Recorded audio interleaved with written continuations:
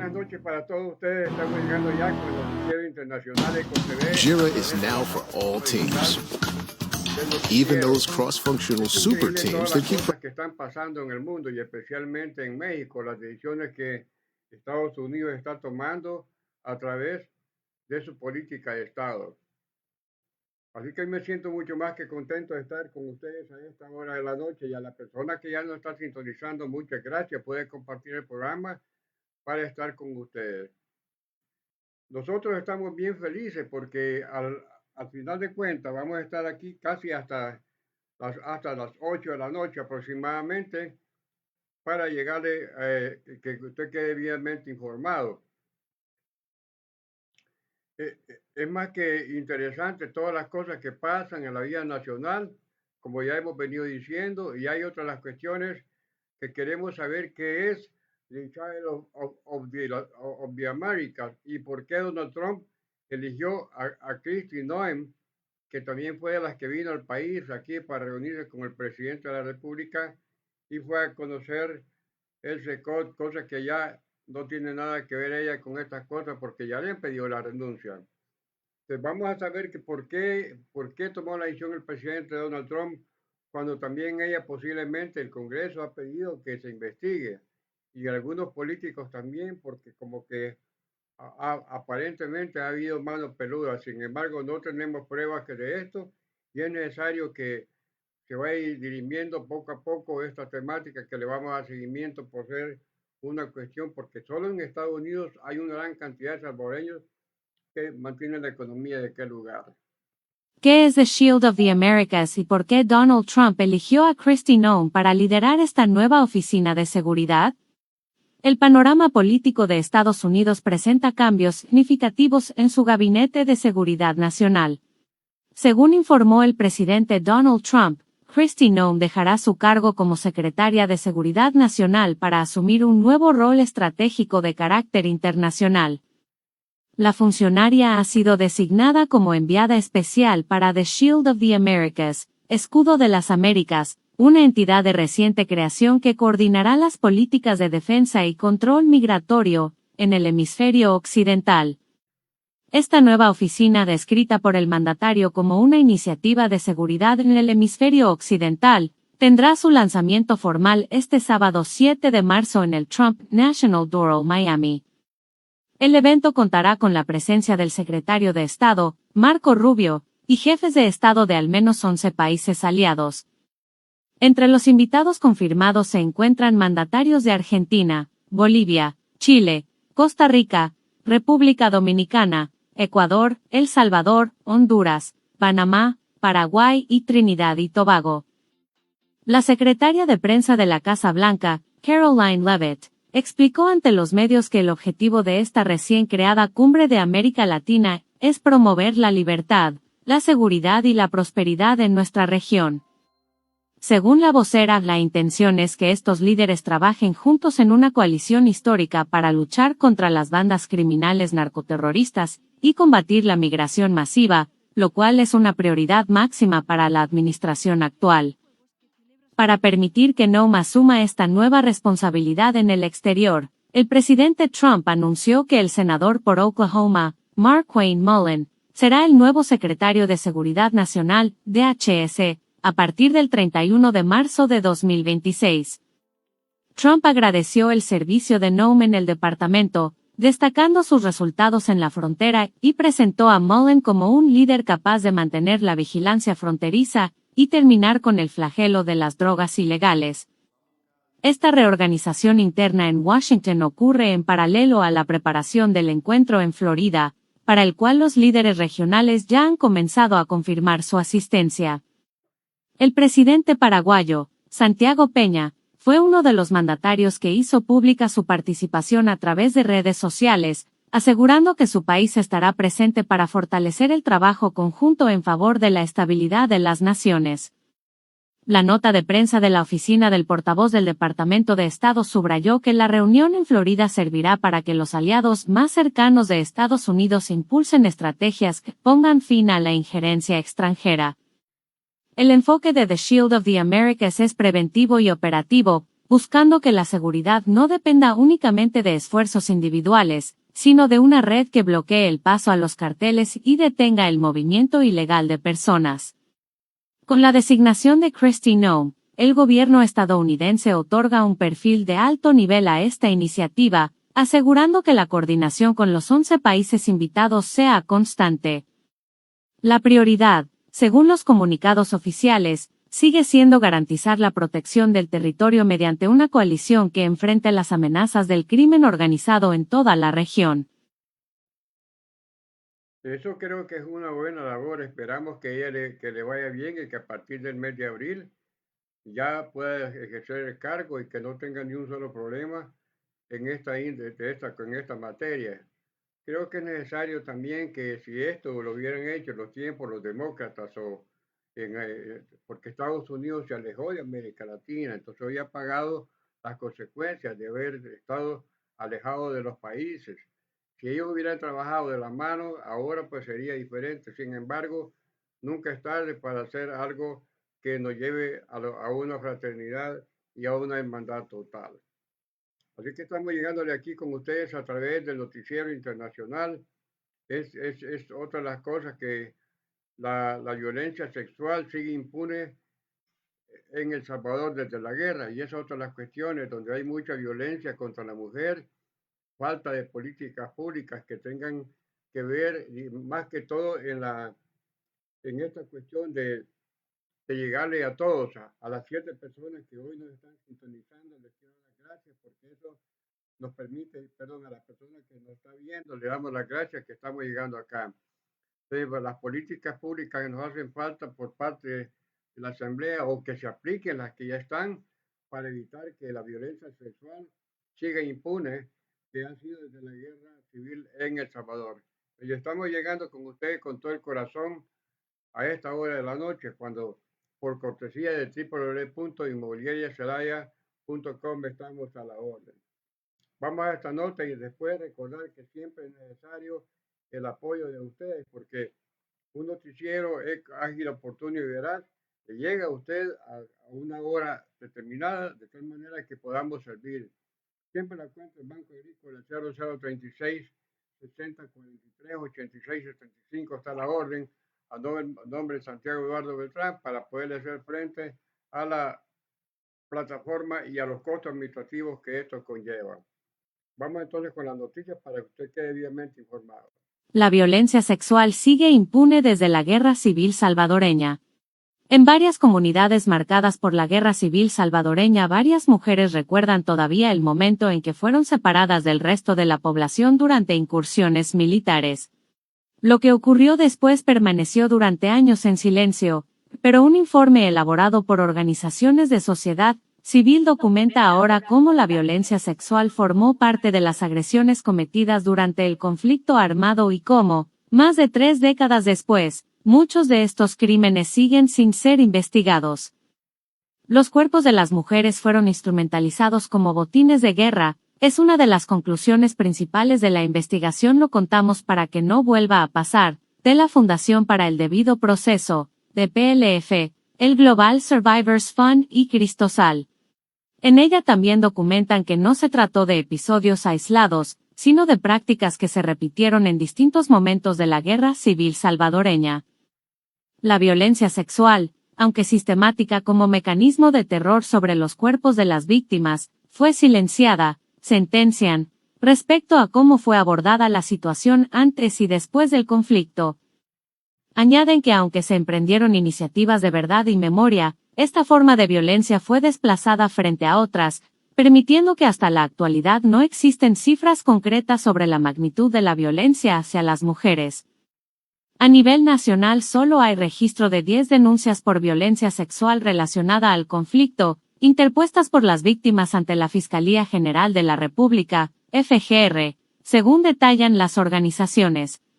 Pero estas denuncias no presentan ningún avance, lamentan. Mencionan que la investigación intenta visibilizar el carácter sistemático de estas agresiones, y las condiciones históricas que permitieron su normalización dentro de ese contexto. También exponen las deudas pendientes que persisten en materia de verdad, justicia y reparación para las víctimas.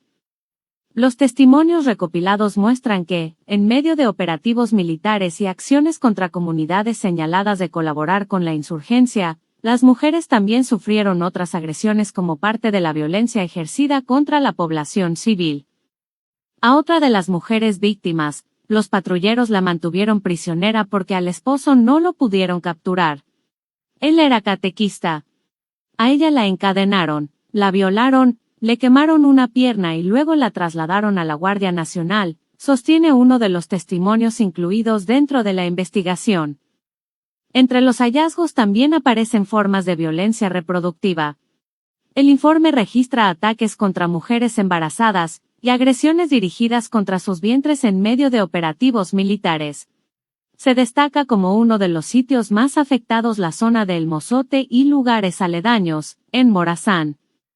Además, se documentan patrones de violencia sexual y reproductiva en operaciones de tierra arrasada, de las cuales las masacres de El Mozote y lugares aledaños fue el ejemplo más paradigmático, revela el texto de las organizaciones. Estos describen cómo, durante algunas incursiones militares, las tropas separaban a mujeres jóvenes y adolescentes del resto de la población capturada. Posteriormente eran trasladadas a lugares apartados donde eran vulneradas. En varios casos, los relatos de las víctimas señalan que algunas fueron llevadas a zonas como los Cerros El Chingo y La Cruz, donde fueron agredidas sexualmente antes de ser ejecutadas. También detallan que los cuerpos de las mujeres fueron mutilados y expuestos innecesariamente posterior a la muerte. Estas prácticas buscaban enviar mensajes de dominación y sembrar terror entre las comunidades. A pesar de la gravedad de estos hechos, durante años la violencia sexual ocurrida en la guerra permaneció aislada de los relatos sobre el conflicto. Ahora, casi 34 años después del fin de la guerra, estos hechos criminales permanecen ocultos y se conversan en voz baja, mencionan las organizaciones a partir de los testimonios recogidos. Según las organizaciones, en los años posteriores al conflicto, el tema fue abordado de forma limitada, incluso en el informe de la Comisión de la Verdad publicado en 1993, donde la violencia sexual fue abordada de manera marginal frente a otros crímenes, como ejecuciones extrajudiciales o torturas. Uno de los obstáculos que se menciona en el ámbito jurídico es la legislación aprobada tras el conflicto armado. La aprobación de la Ley de Amnistía General para la Consolidación de la Paz, en 1993, constituyó uno de los principales obstáculos para la investigación y sanción de graves violaciones a los derechos humanos cometidas durante el conflicto armado, argumenta el informe. Aunque esa ley fue declarada inconstitucional en 2016, no ha habido mayores avances en materia de justicia para las mujeres. Según la investigación, hasta ahora no se conocen casos de violencia sexual ocurridos durante la guerra que hayan sido presentados ante tribunales con resultados concretos. Las declaraciones de las sobrevivientes sostienen que los hechos de violencia siguen presentes en sus vidas. Algunas reportan dolores físicos persistentes, pérdida auditiva o hipertensión, mientras que otras describen pesadillas recurrentes, ataques de pánico o fragmentación de la memoria. En varios de estos casos las consecuencias también han impactado en las relaciones familiares y en la vida cotidiana de sus comunidades. Hoy, casi 3 décadas y media después del final de la guerra, muchas sobrevivientes viven en condiciones de pobreza y sin acceso a mecanismos de reparación que reconozcan plenamente lo ocurrido. Para ellas el reconocimiento público de estos hechos sigue siendo una deuda pendiente, advierten las organizaciones. Recomiendan, a la vez, que el Estado salvadoreño fortalezca los servicios de atención integral para las sobrevivientes, incorporando acompañamiento psicológico, atención en salud y apoyo comunitario. Esto como parte de medidas que atiendan los impactos físicos, emocionales y sociales que persisten décadas después del conflicto armado, como justicia y reparación para las mujeres. Solo las víctimas sobrevivientes pueden proponer aquello que les permita restablecer, aunque sea mínimamente, su calidad de vida, concluye el informe, al mismo tiempo que motiva a crear espacios seguros donde las víctimas puedan contar sus historias.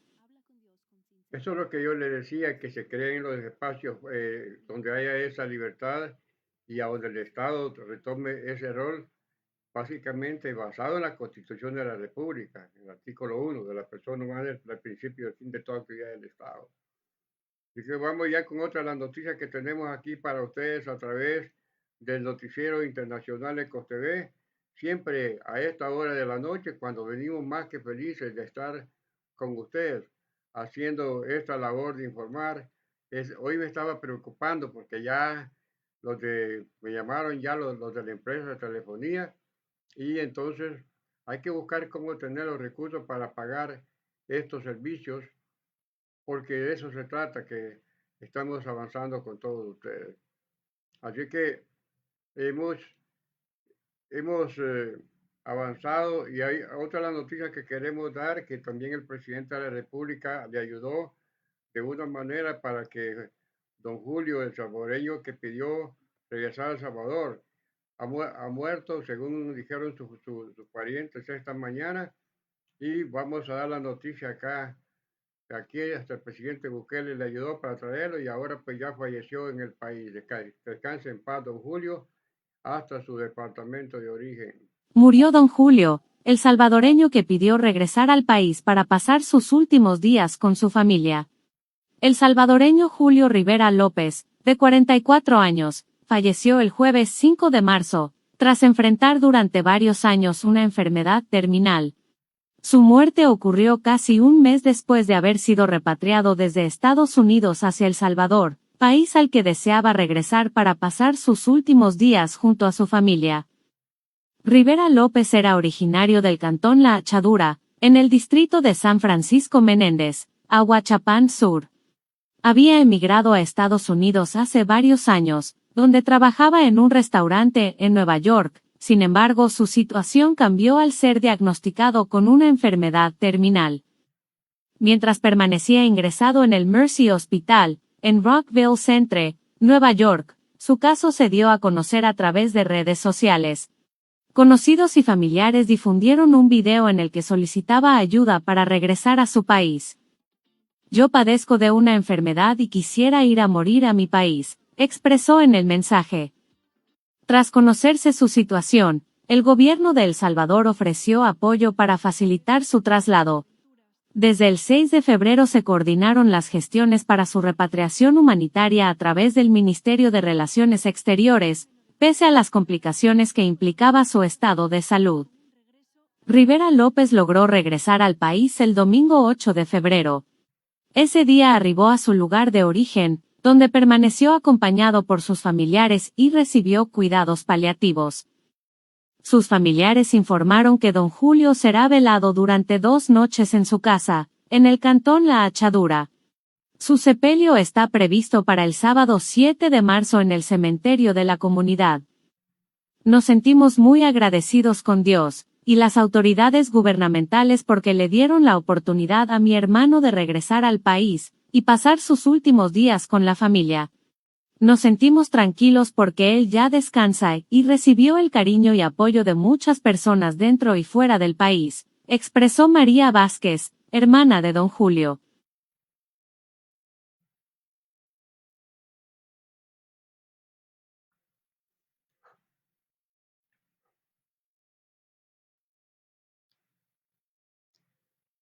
Bueno, que descanse en paz, en realidad son de las cosas que no duró el mes, ¿verdad? Llega el 8 y casi el 7 lo van a enterrar, pero así es el destino de las personas. Y son de los casos que a uno le duelen. Es uno de ellos y la muerte también de Sergio Gallardo, que fui su profesor de tenis, también me tiene friqueado, así como a mis amistades que le conocieron y que las redes sociales están unidos en el dolor que embarga la familia de Sergio Gallardo también. Así que siguiendo ya con el prontuario del programa a esta hora de la noche, es bien es bien bonito estar trabajando acá, haciendo lo que a uno le gusta hacer. Así de que, eh, y pues nosotros estamos aquí mucho más que felices de hacer esta labor de informar para ustedes a través del noticiero internacional ECOS TV. Y ahí Otra de las noticias que siempre tenemos nosotros acá, que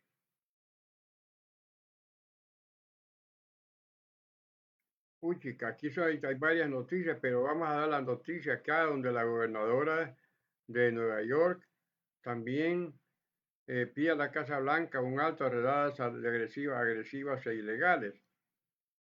Así que vamos a darle esta noticia para ustedes, para que quedemos bien contentos de lo que estamos haciendo. Yo también soy partidario de que, como dicen, ICE go out, afuera el ICE. Gobernadora de Nueva York pide a la Casa Blanca un alto a redadas agresivas e ilegales. La gobernadora de Nueva York, Kathy Hochul, sostuvo este viernes una reunión en Albany con el zar de la frontera de la Casa Blanca, Tom Homan, a quien expresó su preocupación por las redadas agresivas e ilegales del Servicio de Inmigración y Control de Aduanas, ICE, y exigió un alto a los operativos. Hoy me reuní con Tom Homan para hacerle un llamado directo: ayúdenos a mantener seguros a los neoyorquinos poniendo fin a las operaciones agresivas e ilegales del ICE en este estado, señaló Hochul en conferencia de prensa, a la que no asistió Homan, tras la reunión. Las redadas del ICE en Nueva York, parte de la política de detenciones y deportaciones del gobierno del presidente Donald Trump, se han centrado en vendedores ambulantes, centros de trabajo, personas que asistían a citas de migración e incluso estudiantes de la Universidad de Columbia. Basta de redadas militarizadas, de planes para centros de detención a gran escala, y de ataques contra personas respetuosas de la ley que consideran Nueva York su hogar, indicó la gobernadora demócrata. Hochul recordó que Trump había prometido no implementar un aumento en la aplicación de medidas federales de control de inmigración en Nueva York a menos que el estado lo solicitara. Hoy le dejé en claro a Homan que esa solicitud nunca se realizaría, afirmó. La gobernadora aseguró que Nueva York siempre colaborará con las autoridades migratorias federales para retirar a delincuentes peligrosos de las calles, pero advirtió que todas las agencias del orden, sean federales o locales, deben seguir los mismos estándares constitucionales. Hochul también destacó su apoyo a personas con estatus legal, y a quienes buscan una vía hacia la ciudadanía a través del asilo, subrayando que deben poder trabajar y vivir en el estado con seguridad. Además, dejó claro que no desea la apertura ni la expansión de centros de detención a gran escala, lo que, según dijo, ha generado ansiedad entre los neoyorquinos. Durante la reunión, la gobernadora habló sobre casos individuales, como el de un refugiado de Birmania con discapacidad visual que murió tras ser liberado por agentes de la patrulla de fronteras, en una noche fría de invierno. Hochul entregó a Homan una lista con los nombres de familiares del refugiado que están en su país, y solicitó visas para que puedan reunirse en Nueva York. También, presentó nombres de varios estudiantes detenidos que esperan ser liberados.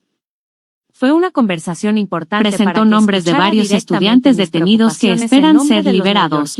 Mientras sigo cumpliendo con mi principal responsabilidad, mantener a los neoyorquinos seguros, señaló Hochul. Hochul concluyó reiterando que su objetivo es equilibrar la colaboración con las autoridades federales para garantizar la seguridad pública, pero asegurando que toda actuación cumpla con los estándares constitucionales y respete los derechos de los neoyorquinos.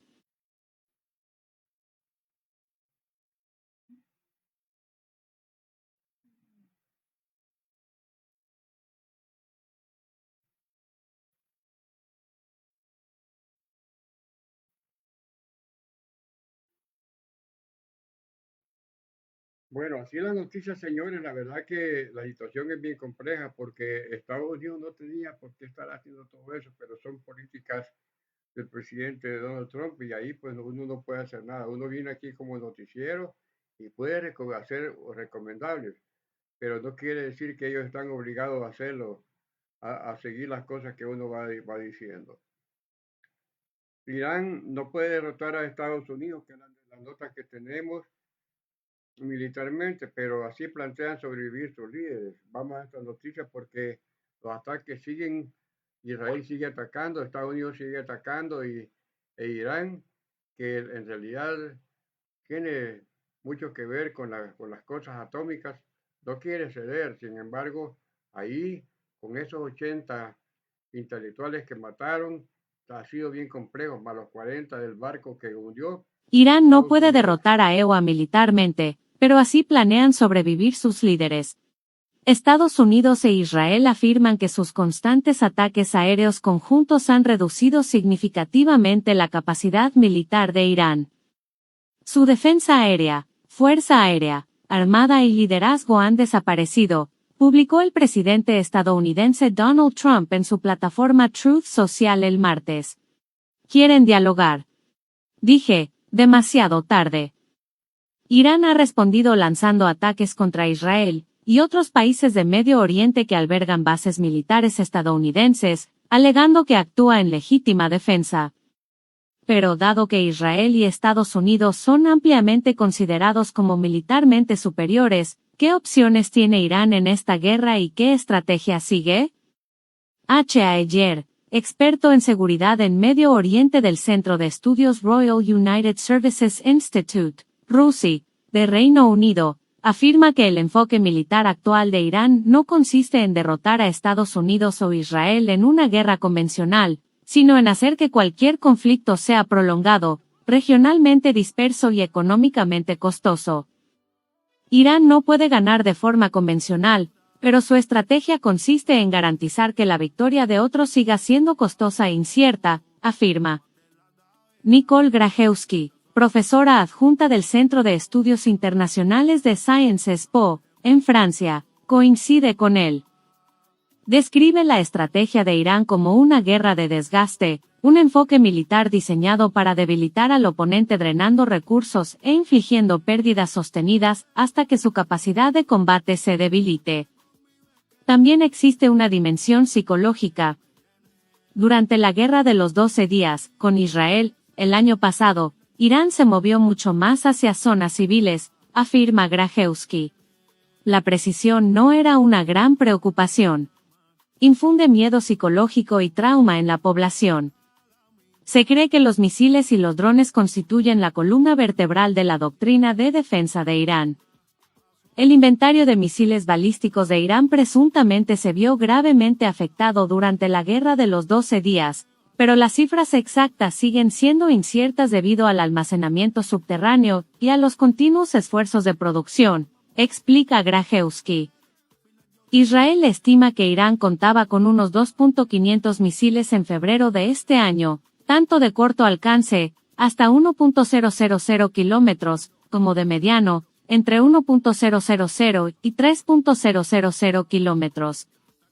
Las autoridades iraníes dicen haber utilizado sistemas como el misil Segil, con un alcance de unos 2.000 kilómetros, y el Fatah, que Teherán describe como hipersónico, mucho más rápido que la velocidad del sonido.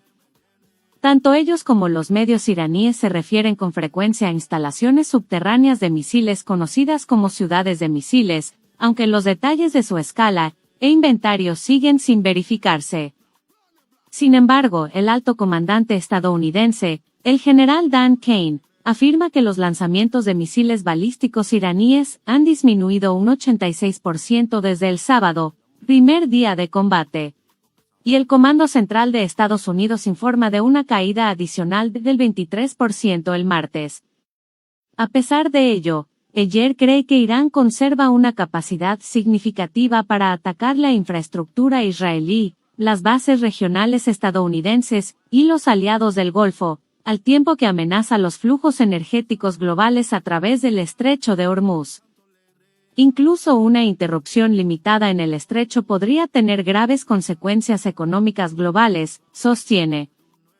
Alrededor del 20% del petróleo del mundo pasa por este estrecho, ahora prácticamente cerrado por Irán, que ha prometido atacar a cualquier barco que intente transitarlo. Si bien Irán podría enfrentar escasez de misiles avanzados y propulsores sólidos, Grajewski asegura que su capacidad de drones sigue siendo significativa. Se cree que produjo decenas de miles de drones de ataque unidireccionales Shahed antes de la guerra. Su diseño se ha exportado a Rusia, e incluso Estados Unidos ha replicado aspectos de la tecnología. también cumplen un propósito estratégico más allá del daño directo: erosionar los sistemas de defensa aérea con el tiempo al obligar a los adversarios a gastar costosos misiles interceptores. Parte de esto implica agotar las capacidades de interceptación, dice Grajewski. Irán ha estado haciendo esto con vehículos aéreos no tripulados y drones. Es algo que los rusos también han hecho en Ucrania, agrega.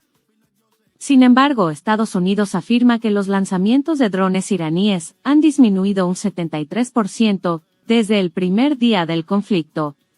El Instituto de Estudios de Seguridad Nacional, con sede en Tel Aviv, afirma que Estados Unidos e Israel han completado más de 2.000 ataques con múltiples municiones, mientras que Irán ha lanzado 571 misiles y 1.391 drones, muchos de los cuales fueron interceptados. Mantener este ritmo de combate será cada vez más difícil para ambos bandos a medida que la guerra continúe, según expertos. Irán también mantiene una de las fuerzas armadas permanentes más grandes de Medio Oriente. Cuenta con alrededor de 610.000 efectivos en servicio, según estimaciones del Informe de Balance Militar 2025 del Instituto Internacional de Estudios Estratégicos, incluyendo. Irán también cuenta con una red de aliados regionales, incluidos los rebeldes hutíes en Yemen, grupos armados en Irak, Hezbolá en Líbano y Hamás en los territorios ocupados, pero su autodenominado eje de la resistencia ha sufrido grandes pérdidas en la ola de combates que se extendió por la región tras el ataque de Hamás desde Gaza en octubre de 2023. A pesar de las limitaciones actuales, Irán tiene experiencia en soportar conflictos prolongados, apunta Grajewski. Su resiliencia se remonta a la guerra entre Irán e Irak, cuando sus ciudades fueron blanco de repetidos ataques a pesar de su inferioridad convencional. Pero la durabilidad de la estrategia iraní podría depender de la cohesión interna. Realmente depende de cómo se mantengan unidas la élite política y de seguridad y de si hay cismas, afirma Grajewski. Eso puede significar una mayor desorganización en términos de estrategia militar. Parece que los operadores de misiles están sometidos a un gran estrés y agotamiento, lo que provoca disparos accidentales a objetivos equivocados o imprecisiones. Muchas de las operaciones son más desorganizadas y existe un cierto nivel de agotamiento, añade. Y esto, combinado con los persistentes ataques contra las reservas y fuerzas de misiles de Irán, podría conducir a una escalada involuntaria. Grajewski señala que Turquía afirmó que las defensas aéreas de la OTAN destruyeron un misil balístico iraní que se dirigía al espacio aéreo turco el miércoles. Turquía, vecino de Irán, que intentó mediar en las conversaciones entre Washington y Teherán antes del inicio de la guerra aérea el fin de semana, advirtió a todas las partes que se abstengan de acciones que puedan provocar una mayor escalada. Pero el objetivo más amplio de Irán es hacer que las condiciones sean tan intolerables para los países vecinos que potencialmente puedan presionar a Estados Unidos o al menos intentar que Washington acepte un acuerdo más negociado o el fin de las hostilidades, dice Grajewski. No sé si eso tendrá éxito, pero esa parece ser la apuesta que Irán está haciendo en este momento, añade. Sin embargo, esta apuesta podría fácilmente ser contraproducente. Ayer cree que los países del Golfo podrían decidir que, aunque se opusieron inicialmente a la guerra entre Estados Unidos e Israel contra Irán, su propia seguridad ahora está en riesgo por las represalias iraníes, por lo que tiene más sentido respaldar la campaña estadounidense para acabar con la amenaza inmediata de Irán. No creo que los países del Golfo hayan llegado a ese punto todavía, afirma, pero el tiempo se agota en ese sentido. Haz clic aquí para leer más historias de BBC News Mundo. Así la noticia, Suscríbete señores, aquí a nuestro nuevo newsletter. Noticiero Internacional de COSTV.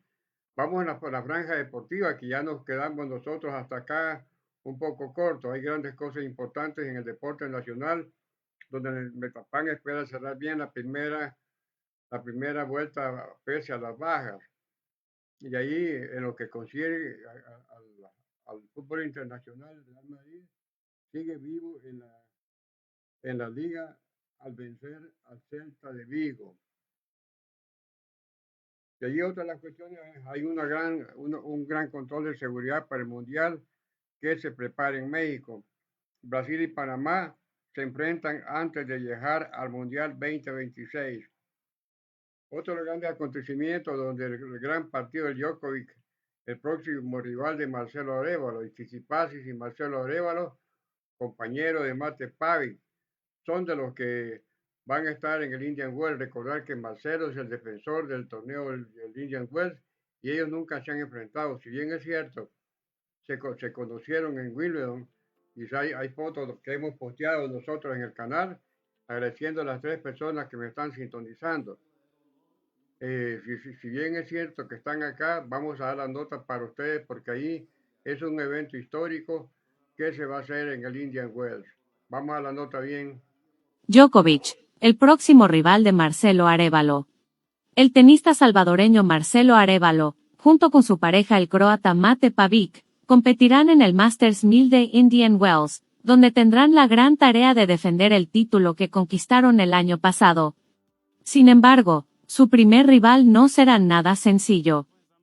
La primera prueba de la pareja salvadoreño-croata será ante el serbio Novak Djokovic y el griego Stefanos Tsitsipas, dos de los mejores jugadores del mundo en la categoría individual, quienes no suelen competir con frecuencia en el formato de dobles.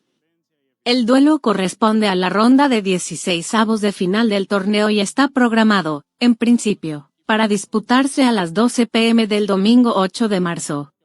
El Indian Wells Masters es uno de los torneos más prestigiosos del circuito, y suele ser considerado el quinto Grand Slam del tenis.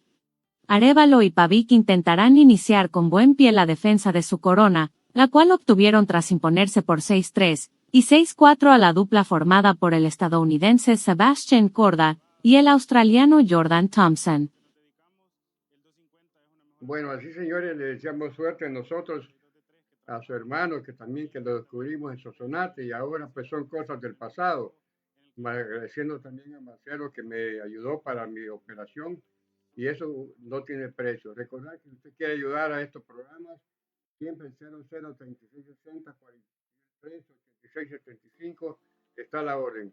Como pueden ver, aquí están los teléfonos trabajando para ustedes y los tenemos monitoreados. Tenemos los audífonos y estamos tratando de hacer un mejor trabajo. Tenemos los 4 teléfonos, le falta ya más carga para estar siempre monitoreando. Cuando uno tiene un programa, estoy dispuesto a seguir mejorando y hacer las cosas mejor en vista de que esto sea una realidad y que avancemos de todo corazón con ustedes. Así que vamos a cerrar ya con la música del programa y será hasta mañana que volvamos con el Noticiero Internacional de COTV. Yo soy Eduardo Beltrán, director ejecutivo del Noticiero TV.